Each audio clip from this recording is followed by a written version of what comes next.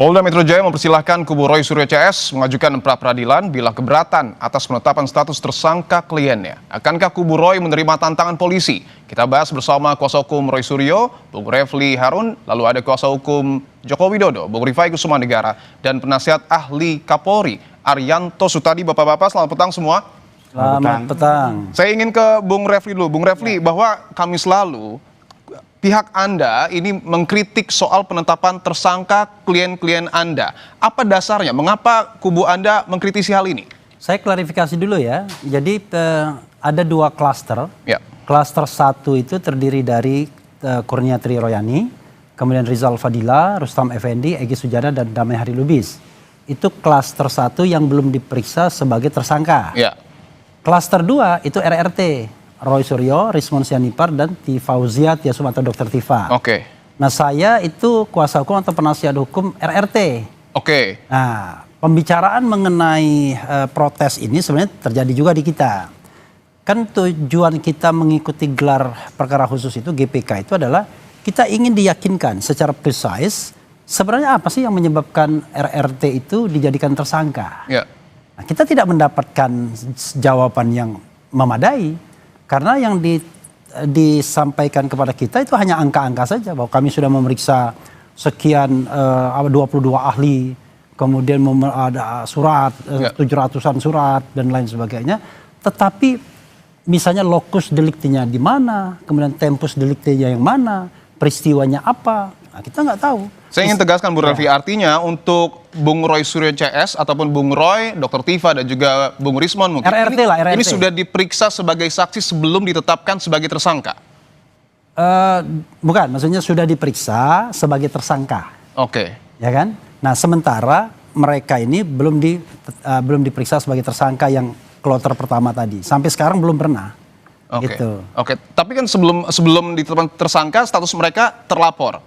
Ini yang kemudian dipersoalkan juga tidak diperiksa sebagai saksi, Bung Roy Suryo. Jadi sebenarnya saya bisa saja menjawab yang kloter pertama atau klaster pertama. Ya. Tetapi kan tidak etis karena saya bukan kuasa hukum mereka, bukan penasihat hukum mereka. Oke. Jadi Oke, kita fokus ke Bung Roy RRT ya. Ya, di antara mereka memang ada yang belum pernah diperiksa sebagai tersangka sama sekali. Siapa itu? Egy Sujana. Egy itu belum pernah diperiksa sebagai terlapor, belum pernah diperiksa sama sekali. Okay. Cuma kan saya kan bukan lawyernya. Nah, saya konsentrasi pada RRT saja. Oke. Nah, kita tidak merasa mendapatkan jawaban yang adequate, yang memadai ketika mengikuti gelar perkara khusus. Tanyakan aja kepada Rifai kan. Oke. Yang diberikan kepada kita hanyalah sebuah tempus delikti yang panjang sekali. 22 Januari sampai 30 April. Oke. Tapi peristiwanya apa aja yang nggak dibeberkan ke mereka. Kan misalnya gini. Kalau Anda dikatakan melakukan ujaran kebencian misalnya, pasal 28 ayat 2 Undang-Undang ITE 2024, kan Anda akan bertanya, peristiwanya apa, ya kan? Peristiwa pidananya di mana, lokusnya di mana, tempusnya di mana. Coba lihat putusan mengenai Sylvester itu, Matutina, kan jelas sekali kan, di depan Kejaksaan Agung kalau nggak salah ya, depan Kejaksaan, kemudian kalimat ujarannya kelihatan gitu kan, gitu. Dikutip secara precise. Kalau ini enggak, panjang sekali. Lalu kita mau membela bagian mana? Makanya saya katakan pada waktu gelar perkara khusus, sebenarnya tidak ada pasal yang bisa dikenakan kepada mereka dari 6 pasal yang untuk sementara dituduhkan ke mereka. 310 KUHP, 311 KUHP, kemudian 27A Undang-Undang ITE. Itu semuanya tidak bisa disangkakan. Karena kita bisa sangkal semua itu. Saya ingin tanyakan ke Pak Arianto bahwa kubu dari Roy Suryo CS ini masih mempertanyakan. Roy Suryo ini masih mempertanyakan soal penetapan status tersangka mereka. Tanggapan Anda, Pak Arianto? Ya, itu tanggapan biasa, Pak. Dari seorang tersangka, itu selalu kalau dijadikan tersangka pasti nggak terima. Dia merasa bahwa haknya itu dilanggar. Itu sudah biasa itu, Pak. Tetapi yang namanya menetapkan tersangka itu ya, dari penyidik itu, dia hanya dasarnya kepada bukti awal, Pak. Bukti awal itu cukup nggak 2 gitu kan.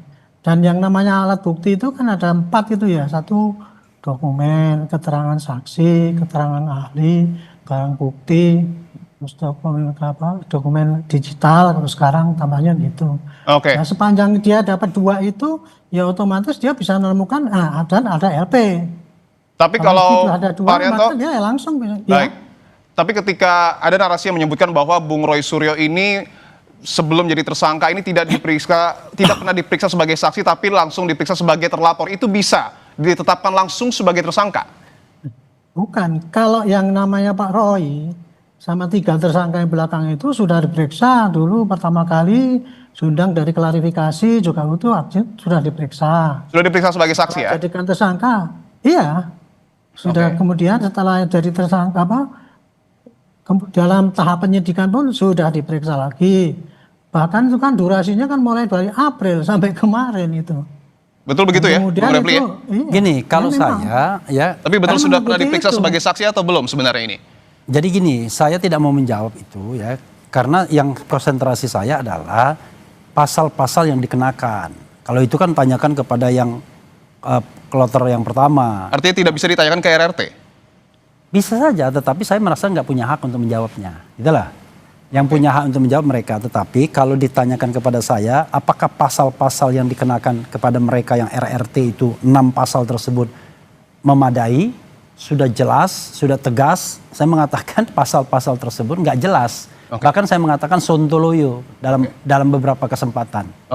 Saya bisa tunjukkan sontoloyonya di mana. Nah, jadi ini kan kita berargumentasi, bukan kita bicara tentang soal klasik. Wah, kalau tersangka pasti ngomongnya begitu. Enggak begitu dong Pak Arianto. Dengarkan dulu iya dong. Argumentasinya saya kan apa, ya kan? Pandangan saya kan Pak. Nah, jadi argumentasi yang kita bangun apa? Makanya Anda tanya, kenapa 6 pasal itu kita anggap sontoloyo atau tidak memadai, tidak adequate untuk dikenakan kepada RRT. RRT sekali lagi ya, Roy RRT ya. Saya ingin tanyakan ke Bung Rifai bahwa 6 pasal yang kemudian disangkakan kepada RRT ini disebut sontoloyo. Tapi tahan dulu, kita akan kembali membahas terkait dengan polemik ijazah Jokowi usai jeda. Tetaplah di Kompas Petang. Kami lanjutkan dialog terkait dengan polemik ijazah Jokowi. Saya ingin ke Bung Refli. Bung Refli, singkat saja.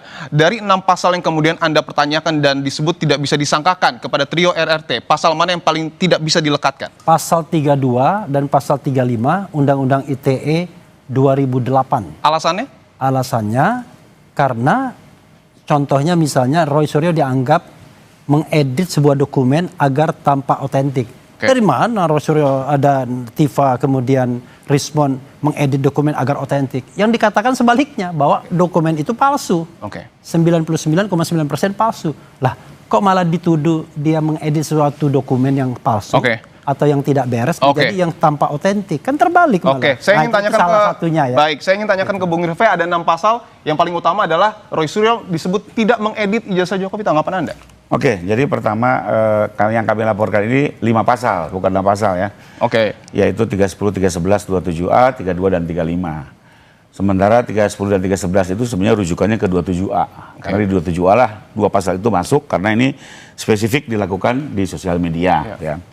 Lalu mengenai 32, 35 ini sebenarnya clear sekali sebagaimana pemirsa juga ketahui bahwa sejak Januari sampai April Bang Roy Suryo, Rismond khususnya ya, melakukan atraksi IT di sejumlah media, termasuk sosial media ya, di mana beliau menggunakan berbagai aplikasi ya, menguji seolah-olah ijazah digital dari Pak Jokowi dan menyatakan ijazah itu palsu. Nah, ini yang membuat khususnya Pak Jokowi merasa penasaran, kok bisa ijazah yang beliau dapatkan secara sah dari UGM setelah mengikuti 5 tahun kuliah, tahu-tahu dinyatakan ini menjadi palsu dengan sebuah aplikasi tertentu yang digunakan oleh mereka. Sehingga ini ingin didalami, kok bisa kemajuan teknologi mengubah sesuatu asli menjadi palsu. Ya, karena itu kita minta pihak penyidik untuk mendalami. Kembali lagi, ini kan persangkaan, pelaporan di awal, bahwasanya dalam penyidikan tidak terbukti di drop, kami juga tidak keberatan. Tapi nyatanya sampai dengan kemarin terakhir penetapan tersangka, pasal ini hidup. Bahkan dikuatkan juga oleh berbagai alat bukti, termasuk juga sejumlah ahli, ya, ahli digital forensik, ahli IT. Ya. Jadi sejauh ini mungkin dugaan kami bahwa memang ada penggunaan, pengubahan, pemotongan data, lalu rekayasa IT, itu terbukti adanya dalam konteks persangkaan ya.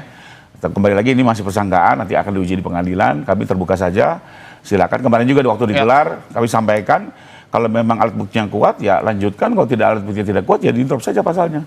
Tapi rupanya dari kesimpulan penyidik, mereka telah mendapatkan alat bukti yang cukup untuk tetap mencoba menguji pasal 32 dan 35. Karena ini bahaya sekali, Mas. Masyarakat itu kalau hanya sekedar dengan Pak Roy bicara palsu-palsu, mungkin orang bisa mengabaikan. Tapi pada saat digunakan satu atraksi IT, ini bisa masyarakat langsung terprovokasi, bahkan cenderung percaya. Ini sangat bahaya. Di era post-truth ini, penggunaan IT betul-betul harus hati-hati, apalagi kalau sampai merugikan atau mencemarkan. Coba saya bacakan pasalnya ya.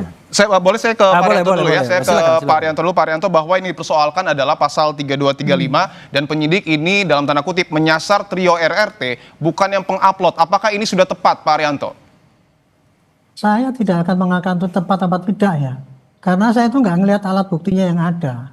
Tapi yang ingin saya sampaikan di sini adalah penyidik itu memasukkan pasal-pasal itu ya. Itu berdasarkan bukti-bukti yang ada, bukti digital yang dikumpulkan yang ada 710 itu, dan kemudian keterangan daripada para ahli, keterangan ahli yang mengatakan kalau begini ini masuk pasal ini apa tidak, kemudian saksi-saksi yang lain yang menguatkan apakah bukti ini benar atau bukti yang direkayasa apa tidak. Dari situlah kemudian ditetapkan bahwa itu pasalnya masuk, bukan penyidik yang menentukan, tapi dari semua ya alat bukti yang ada dikumpulkan, masuk, dihitung-hitung, oh ini lebih daripada 2, ya sudah jadi. Perkara itu nggak diakui, ya wajar saja. Seperti saya katakan ya, saya pengalaman penyidik itu ratusan bahkan ribuan kali kasus. Di setiap penyidikan kasus, pasti tersangka maupun penasihat hukumnya menyatakan bahwa tersangkanya itu tidak bersalah. Itu sudah umum gitu. Nah, kalau ada kayak gitu, ya tinggal pra-peradilan saja.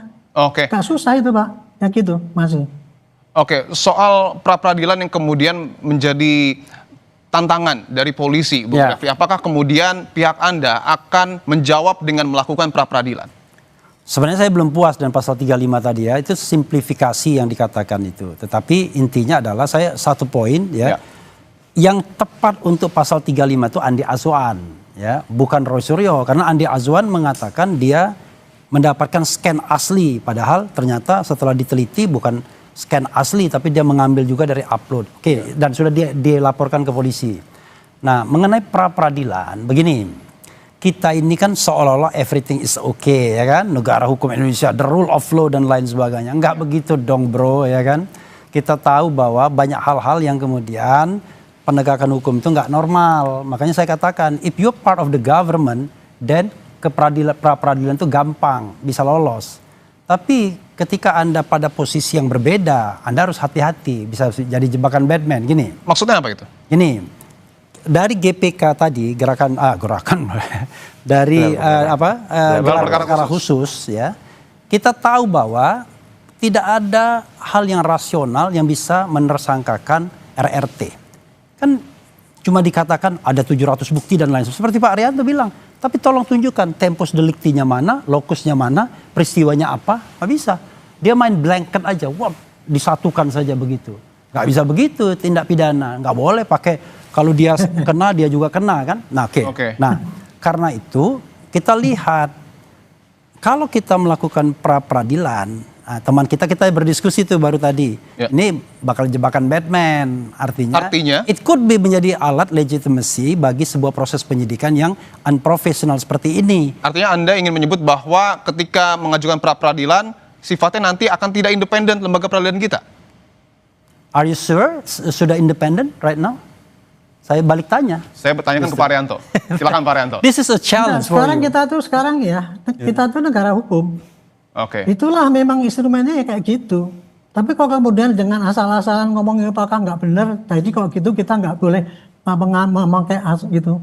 Saya pikir ini kalau yang berbicara gitu orang yang nggak ngerti hukum, saya nggak apa-apa. Tapi kalau orang yang bicara mengenai hukum itu namanya menyesatkan itu. Kalau itu pandangan saya kayak gitu Pak.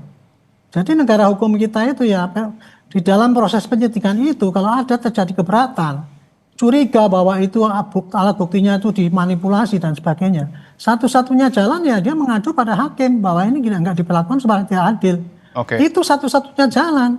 Pak Arianto, kalau negara kita udah benar, tidak ada muncul yang namanya reformasi Polri yang saat ini sedang bekerja, ya. Kalau benar, karena banyak yang tidak benar, makanya kan satu-satu kita lihat, kita sisir. Anda kan juga punya pengalaman ketika melamar sebagai KPK. Jadi maksud saya, kita ini realistis lah ya. Saya juga mengakui kalau memang betul, kita katakan betul. Tapi kalau banyak hal, gini, kita ini bicara kalau saya angkat lagi pada level konstitusi, kebebasan berbicara, mengeluarkan pendapat baik lisan dan tulisan, negara yang menghukum seseorang yang berpendapat itu negara yang demokrasinya low level. Itu yang ingin saya katakan. Artinya argumentasi Anda ini apakah kental kaitannya dengan nuansa politis? Gini, hukum dan politik itu like two side in one coin. Dua sisi dari mata uang yang sama. Jadi kasus ini tidak mungkin kita hilangkan dari unsur-unsur non-hukumnya, non-yuridisnya. Itu udah pasti karena menyangkut seorang mantan penguasa yang still powerful until now. Itu kan masalahnya. Ini baik. Berhubungan sama Jokowi, bukan berhubungan sama Rifai aja. Saya ingin tanyakan langsung ke Bung Rifai bahwa kubu Bung Roy Suryo CS ataupun RRT ini meragukan proses hukum kita. Tanggapan Anda? Ya, kembali lagi kalau saya sih kebetulan juga kami advokat ya, sering juga mendampingi di posisi tersangka. Wajar-wajar saja ini di-challenge karena kami juga menginginkan penegakan hukum ini kan berjalan baik, proper, profesional ya. Dan itu juga diamanatkan oleh Pak Jokowi berkali-kali. Jangan sampai orang yang tidak bersalah justru diseret, tapi juga orang yang bersalah malah dilepas. Ya, itu udah antibiotik. Maka kami juga membiarkan ini dengan waktu yang cukup. Cuma memang yang menarik adalah begini. Sebenarnya penyidik berkewajiban menjelaskan ya pasal apa yang dituduhkan, apa peristiwa yang dituduhkannya, bahkan itu ada di dalam surat panggilan biasanya gitu. Nah kalau mau didalami bisa juga sebenarnya pengacara itu berkomunikasi dengan penyidik mendalami maksud dari surat panggilan ini. Ya kita berharap gelar perkara kemarin, tapi ternyata tidak. Ya, tapi juga yang disayangin Bang kemarin yang kita kan sama-sama digelar.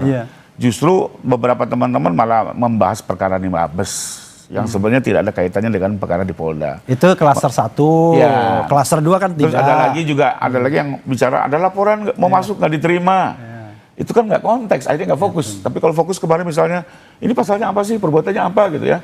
Sementara juga kan kami juga melaporkan peristiwa di dalam LP itu. Ya. Peristiwa dan pasal. Ya ada peristiwa Bang. Peristiwa artinya apa yang membuat kami tercemar, yaitu 31 objek yang tertera gitu ya.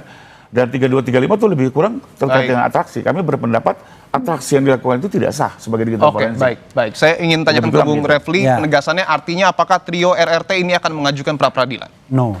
Tidak akan? Tidak akan. Karena saya katakan nanti hanya akan menjadi alat legitimasi bagi proses penyidikan yang menurut saya tidak profesional. Kalau dibilang proporsional, saya bilang tidak proporsional. Dibilang profesional, saya bilang tidak profesional.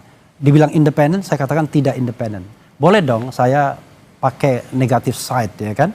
Karena klien saya yang diancam dengan hukuman 12 tahun penjara. You can imagine orang bikin buku, orang komentar di Twitter dan lain sebagainya, tiba-tiba ancaman hukumnya 12 tahun penjara. Masa hati nurani kita tidak tergerak dalam penegakan hukum seperti ini? Koruptor saja cuma dihukum 3,5 tahun dan lain sebagainya. Tiba-tiba orang yang menulis buku dengan referensi yang sangat bagus. Coba lihat Jokowi's white paper itu. Tulisan Dr. Tifa itu bahkan dikatakan itu setara dengan doktor, bayangkan. Anda belum baca kan? Rifai juga belum baca, coba baca bagiannya itu. Ya kan? Bagaimana referensi dan lain sebagainya. Itu kami beda pandangan. Ya. Justru kalau kami lihat, yang kami laporkan lagi-lagi temposnya 22 Januari sampai 30 April. Di seluruh tayangan tidak pernah 3 orang ini mengklaim, saya sedang meneliti, saya sedang melakukan penelitian akademis. Nggak ada sama sekali. Tidak ada sama sekali? Tidak ada, silakan buka, itu kan alat buktinya ada, tanggal-tanggalnya ada. Dan sampai sekarang ini masih tayang. Mereka langsung menyerang. Ini palsu, ini nggak bener, ini palsu begitu kan. Bahkan yang namanya hukum kalimatnya, mohon maaf, asingkan Jokowi, rusak kambangkan. Sehingga kita lihat, ini bagian dari kelompok Bang Egy yang kok menyerangnya brutal sekali, bahkan menggunakan alat-alat bantu. Nah, lalu setelah kami laporkan, barulah ada isu baru bahwa mereka ini seolah-olah peneliti. Jadi kami sih menganggap soal penelitian ini adalah bagian dari upaya pembelaan. Gini, saya menghormati ya, saya tidak mau motong begitu aja gini. Gini ya. Kita harus bedakan kelompok Egy Sujana dengan kelompok RRT. RRT ini tidak ada kaitannya sama kelompok Egy Sujana. Kelompok Egy Sujana itu namanya TPUA, Tim Pembela Ulama dan Aktivis. Itulah yang pertama kali menggugat soal keaslian ijazah Jokowi. Sementara RRT ini datang belakangan. Rismon itu kan gara-gara dia melakukan uji forensik, digital forensik. Roy Suryo telematika. Nah sementara Dr. Tifa neuropolitika. Masa kita deklar, saya sedang melakukan penelitian dan lain sebagainya. Kan kita ngomong aja, tetapi begitu ada bukunya, begitu ada tulisan yang secara ilmiah bisa dipertanggungjawabkan, ternyata dia melakukan itu. Adapun biasa lah kalau kandidat doktor dan lain sebagainya kan biasa kritis itu biasa kan, karena dia mengamalkan melaksanakan ilmunya. Baik, saya ingin ke tapi problemnya dilakukan di sebuah media secara terbuka. Baik, kita sudah mencemarkannya, Pak. Kan biasa. Baik, kami sudah terima intinya. Saya ingin tanyakan ke Pak Arianto bahwa klaim dari Bung Refli Harun adalah dalam tanda kutip ya, ini peneliti ditersangkakan karena sudah meneliti ijazah Jokowi, warga negara yang sedang berpendapat ya. Mengeluarkan pendapat baik secara lisan maupun tulisannya dilindungi oleh konstitusi dan sedang bertanya kepada kepala negaranya yang ketika itu menggunakan ijazah untuk melamar sebagai presiden Republik Indonesia. Loh kok tersangkakan? Anda Pak Arianto terkait dengan pernyataan Bung Refli? Ya itu gitu ya. Di negara kita itu negara hukum ya. Apa yang bertindak dilihat di hukum itu bisa didefinisikan itu melanggar aturan apa tidak. Itu yang menentukan ahli-ahli yang tahu mengenai itu pelanggaran apa tidak. Kalau orang tidak ahli ya dia pakai berargumentasi dengan sudut pandang dia itu sebagai kebebasan berpendapat. Tetapi cara menyampaikan pendapat itu, ya kritik itu kalau berdasarkan dengan sopan itu mungkin tidak kena undang-undang. Tetapi kalau kritik itu disampaikan dengan menghujat sehingga menimbulkan kebencian, menimbulkan keonaran, perpecahan dan sebagainya, itu termasuk dalam satu delik. Itu jadi itu ya harus dilakukan pakai jalan hukum. Itu. Jadi kalau seandainya semua itu pada konstitusi nggak jelas itu. Memang konstitusi kan memberikan kebebasan berpendapat, tapi caranya ada. Caranya itu dengan cara harus mempertimbangkan kepentingan bangsa, kerukunan bangsa, tidak seenak sendiri. Kalau semua itu dibiarkan seenak sendiri kan rusak negara ini gitu. Ini negara itu rusaknya itu bukan karena kita aparatnya yang nggak benar, tapi termasuk para ahli yang ngarang-ngarang juga itu tadi yang bikin negara ini kacau. Pak Arianto ini tidak ahli konstitusi, yang ahli konstitusi itu saya, ya. Iya, Anda nggak ahli, tapi nggak ahli pidana kan? Baik, Bapak-Bapak, kami sudah dapat poinnya. Itu penerangannya menyesatkan, itu yang saya tidak bisa terima. Baik, terima kasih Pak Arianto, Bung Refli, Bung Rifai. Bukan tupoksinya penasihat Kapolri begitu. Baik, kami sudah dapat poinnya. Terima kasih Bung Refli, Bung Rifai, dan Pak Arianto telah bergabung di Kompas Petang. Kita tunggu proses hukum selanjutnya terkait dengan polemik ijazah Jokowi.